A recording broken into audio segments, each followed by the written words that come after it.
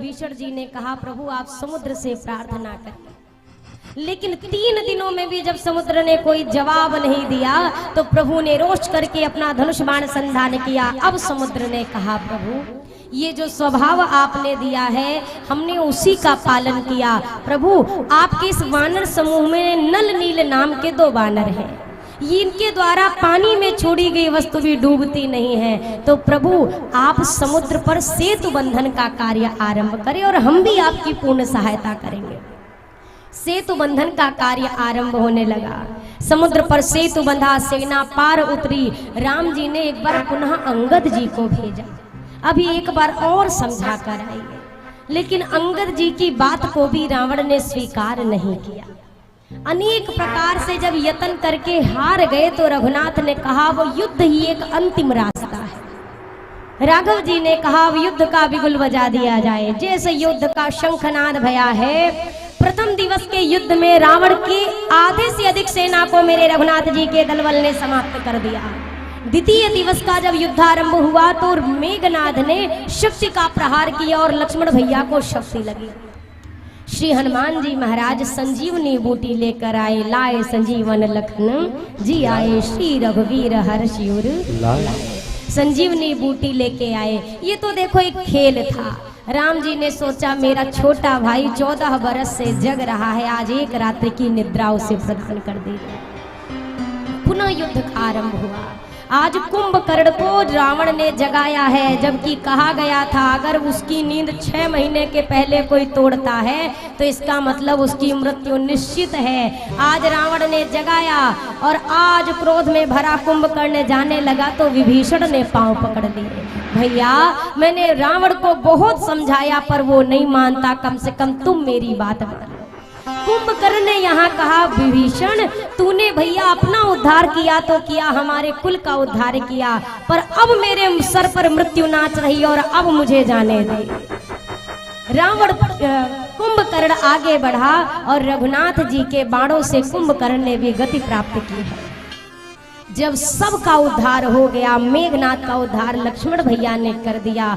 अंत तो गत्वा रावण आज रणभूमि में जब अकेला खड़ा था, रघुनाथ जी बार बार रावण के 10 मस्तक को काटे, 20 भुजाओं का छेदन करे, पर नए मस्तक का जन्म। अब रघुनाथ ने विभीषण जी की ओर देखा। भगवान शंकर कहते हैं उमा काल मर जा की इच्छा, सो प्रभु जन कर प्रीति परीक्षा। जब तक जीवात्मा ना कहे मेरे मोह का नाश कर दो, तब तक भगवान उसका मोह नहीं मिटाते। गोस्वामी जी कहते हैं काटत बढ़ई शीश समुदायी, जिमि प्रति लोभ लाभ अधिकाई। काटत बढ़ई शीश समुदायी, जिमि प्रति लोभ लाभ अधिकाई।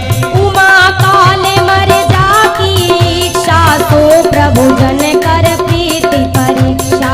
उमा काल मर जाकी इच्छा, सो प्रभु जन कर प्रीति परीक्षा। मरई नरि पुषम भयउ विशेखा, राम विभीषण तन तब देखा। मरई नरि पुषम भयउ विशेखा, राम विभीषण तन तब देखा। राघव ने देखा इसकी मृत्यु नहीं होती, विभीषण की ओर देखा।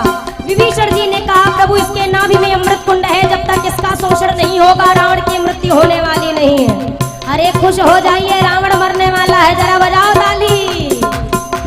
रघुनाथ ने अपने धनुष पर एक साथ 21 बाणों का संधान किया है।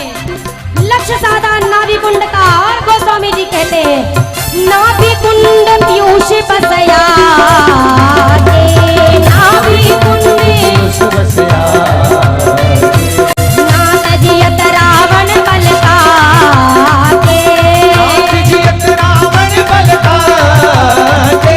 सायक एक नाभि सरसोषा, सायक एक नाभि सरसोषा। अपर लगे भुज सिर करी रोषा, अपर लगे भुज सिर करी रोषा।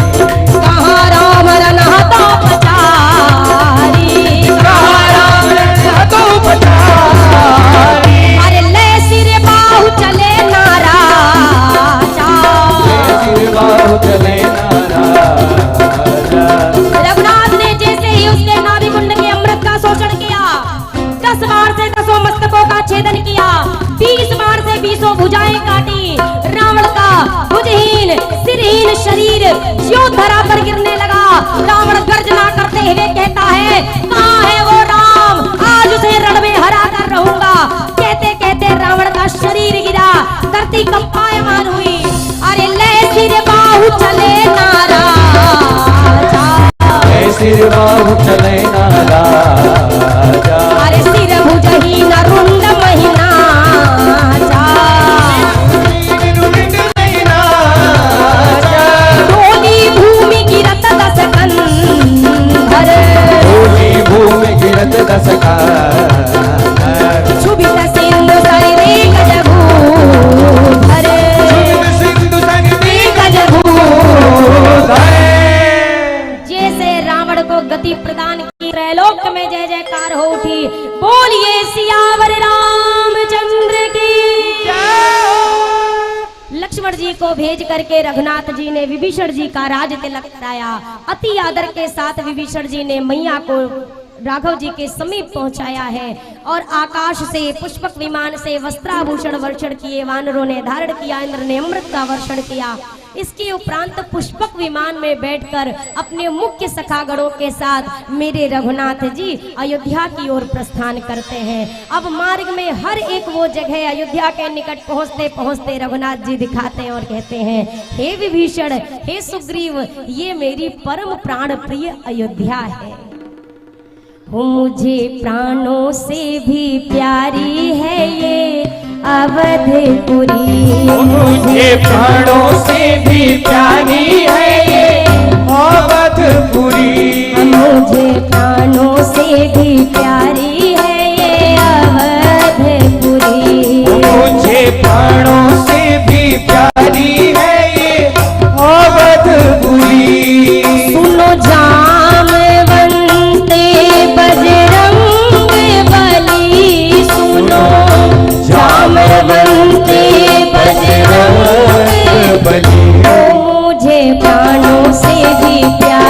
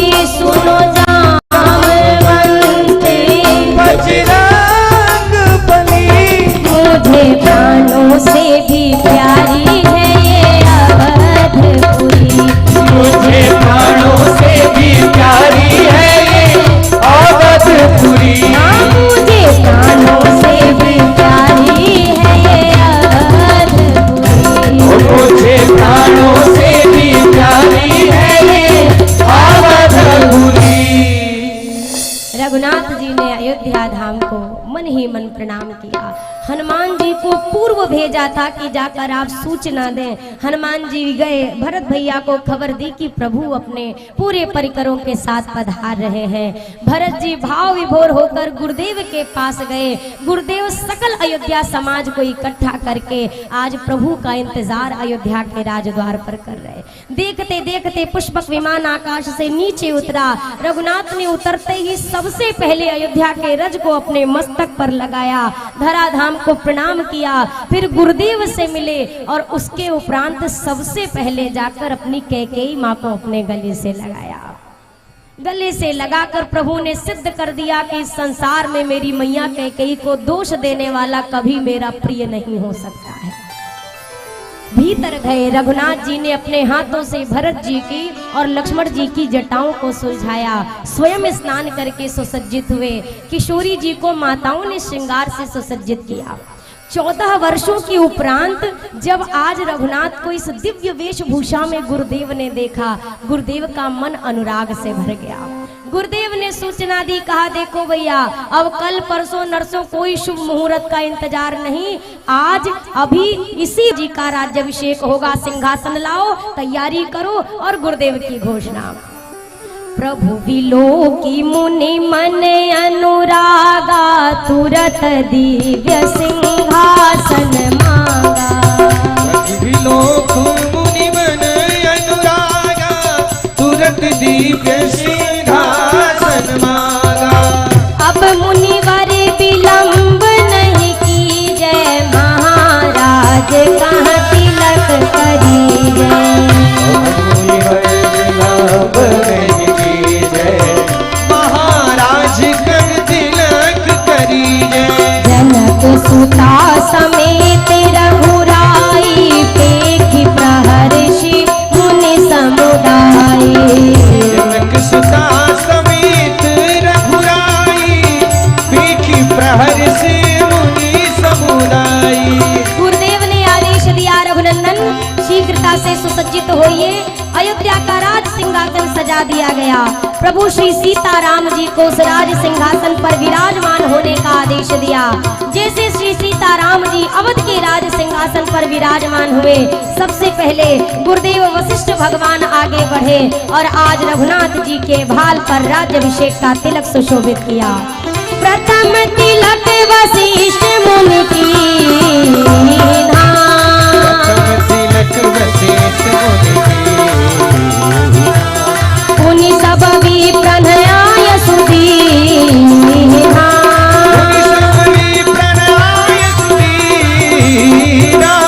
सुत विलोकी हर्षि महतारी, विलोकी हर्षि महतारी।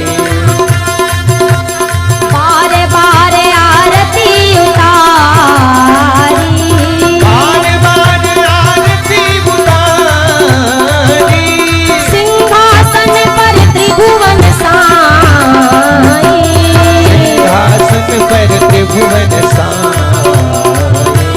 देखि सुरन दुंदुभि बजाई, देख सुरन दुंदुभि बजाई। राम राज बैठे त्रैलोका। सब गाइए। बैठे त्रैलोका। हर्षित भय गए सब शोका, हर्षित भय सब शोका। राजा राम राम राम, राजा राम राम राम, राजा राम राम राम, राजा राम राम राम, राजा राम राम राम। राजा राम राम राम, राजा राम राम राम, राजा राम राम राम। बोलिए राजा रामचंद्र की, राजा रामचंद्र की, सिया महारानी की, सिया महारानी की। अरे बैठिए, आपको किसने बोला खड़े होने को? हैं? आप तो उधड़ गए 1 मिनट में चींटी की तरह। बैठिए बैठिए बैठिए बैठिए, विराजिए, सब विराजिए विराजिए। अरे 2 मिनट और, आप तो बड़े अच्छे श्रोता हैं, ऐसे कैसे? विराजो विराजो। राज तिलक भया प्रभु का, सुंदर राज्यभिषेक, राम राज्य की स्थापना हुई, त्रैलोक के भर में जय जय घोष हुआ, आनंद मंगल हुआ। और हमने आपने सभी लोगों ने केवल 5 मिनट आप लोग और विराज जाइए, मेरी प्रार्थना, केवल 5 मिनट विराज जाइए, फिर आराम से हम यही रहेंगे, हम कहीं नहीं जाएंगे। हमारी ट्रेन कल की है, आज की नहीं है, हम यही रहेंगे, रात भर बैठ जाएंगे आप कहोगे तो, पर अभी 10 मिनट विराज जाओ सब अपनी जगह पे। सभी लोग विराज जाइए, विराज जाइए, विराज जाइए सभी लोग। राज्यभिषेक हुआ है मेरे प्रभु का भव्य सुंदर। इसके उपरांत अब देखिए हमने आपने सबने मिलकर इस दिव्य तपोस्थली पर रघुनाथ जी की मंगलमयी कथा को सुना है, गाया है। ये सब किसकी कृपा से संभव हुआ? देखो भैया, भगवान की कृपा तो होती भी है, लेकिन भगवान हमें अभी तक दर्शन हमारे भाग्य में नहीं था भगवान का कर पाना, पर हमने भगवान के रूप में बचपन से संतों का दर्शन किया है। और आज भी यहाँ संतों की ही कृपा प्रसाद से हम लोग यहाँ पर बैठकर रघुनाथ जी की 9 दिवसीय कथा को गा पाए हैं, सुन पाए हैं।